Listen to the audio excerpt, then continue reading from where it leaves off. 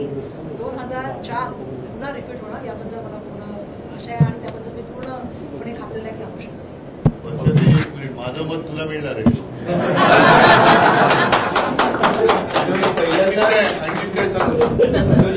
मी तिचा मतदार आहे.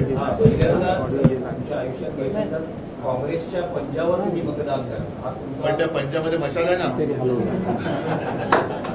पंजामध्ये मशाल आहे की हातात मशाल आहे. हो पण त्या हातामध्ये मशाल आहे ना आणि त्याचा एकत्रित परिणाम होईल त्याच्यानंतर आम्ही तू तरी फुकणार. ठीक आहे. आणखी एक विषय आहे गिरीश.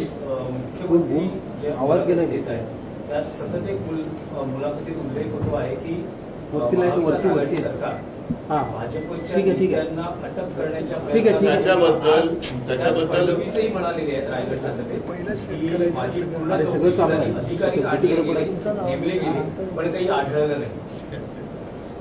जाऊ द्या.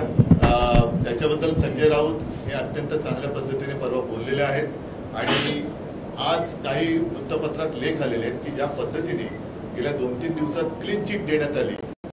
70,000 कोटीचा घोटाळा असेल, शिखर बँकेचा असेल, झाला होता की नव्हता हा सुद्धा एक प्रश्न आहे. कारण आतापर्यंत ज्यांच्यावरती तुम्ही आरोप करत होता ते तुमच्याकडे आल्यानंतर क्लीन चिट कशा मिळाल्या याही प्रश्नाचं उत्तर त्यांना लोक विचारत आहेत आणि जरी त्यांनी नाही दिलं तर लोकांच्या मनामध्ये तो प्रश्न आहेच. बाकी त्या मुलाखतीबद्दल सोडा. मला वाटतं नाना पाटोळे चांगलं बोलले की ते चावीचं खेळणं असतं. रोज सकाळी चावी दिली जाते, ती चावी संपेपर्यंत बोलावं लागतं. ठीक आहे. सांगलीच्या जागेवरून मी आता परवा चाललेलो आहे सांगलीत आणि सांगलीची जागा चांगली आहे. आम्ही जिंकणार.